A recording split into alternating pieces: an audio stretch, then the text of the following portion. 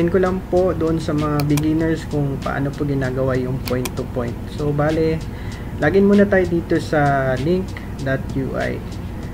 So leave site muna tayo. So once makita natin yung first dito, so ganun lang po.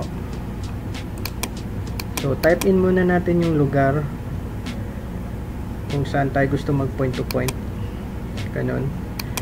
Then yung lugar ko is located siya sa Municipal Hall. So yung blue na yan na may roof yan. So ito may mga tools tayo dito, check nyo lang kung ano yung mga kalagay dyan. So check mo na tong parang tao, example lang. So yun, nakikita natin yung parang real time ng lugar.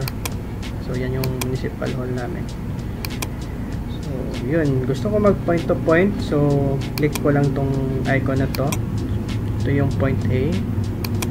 Then gusto ko mag point B. So ang point B ko, ilocate ko siya doon sa terminal, yung malapit sa bus terminal doon sa amin. So example lang, gusto kong magtapon ng internet connection doon. So yan lang, ilagay lang natin mga 0.6 kilometers yung layo from point A. Then click natin ulit. Then yan, click. Type natin dito point A. Point A. Sa kabila naman point B. Ganun lang. Tapos yan, check natin para makapili tayo ng device. So kaniniwan ginagamit sa point to point is yung Lightbeam Gen 2, yung 5AC na yan. So ganun lang. So nakikita natin yung coordinates nya from A and B. So pwede natin i-copy paste sa sticky notes, hingga na yun, nakakalimutan natin yung lugar. Especially kung gusto nyo mag-project, may gusto magpa-point to point sa inyo, mas maigi na i-copy paste natin yung mga coordinates para hindi tayo mawala.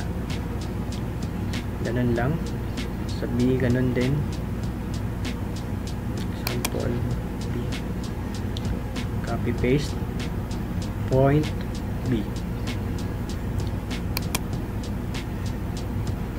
Tapos try natin kapag for example nawala talaga, na-delete natin, di sinasadya yung point to point, or nawala yung connection natin, yung project hindi na save. So option is yun, sa sticky notes pwede natin i-input yung mga coordinates ulit, or pwede din na mag-sign in, gumawa kayo ng account dito sa website na to. Pwede tayo mag-save as na lang ng project. So mas maganda kapag may account kayo para mas madali na lang pag locate. So yun, copy paste yung point B. Then kung yung point A naman, madali lang natin ma-locate. So add point to point tayo ulit.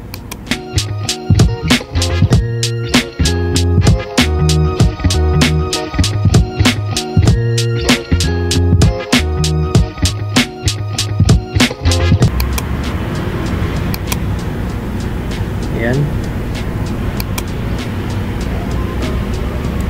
point B. So sa point B, yung device na uncheck natin, lagay natin dito Lightbeam. Yun naman kasi ginagamit.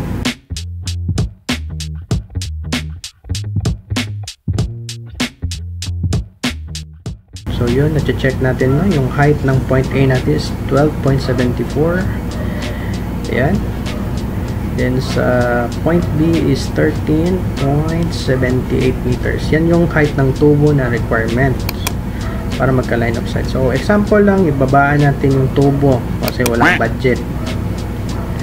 So nakikita natin may obstruction na kahit papano doon sa point B natin kasi may obstruction o yung tinatawag na Fresnel height. So ibabaan pa natin yung point B. Ayun, link obstructed na siya. So babaan mo po yung point A, ayun, wala talaga. So try natin na yung pinaka list lang na height. Pero case to case basis pa rin yan, kasi may mga lugar tayo na may mapuno, may mga buildings na matataas. So yun, salang-alang din natin yung mga ganun na mga factors. So kita nyo, napaka-sensitive ng mga yung dashboard na to. So kailangan natin i-manual na lang ang height, kasi yun nga, yung point A, point B natin nag-iba ng pwesto. So yun, check natin. So okay na. So at least 1.81 sa A, tas 8.1 sa B. Yun yung list na line of sight. Try na naman natin mag-multi-point. For example, may gustong mag-connect or may vendos ka dito na lugar, may vendo 1 and 2. So yan, kita nyo na parang may mga red, meaning yan is yan yung signal, malakas yung red. So change natin yung device.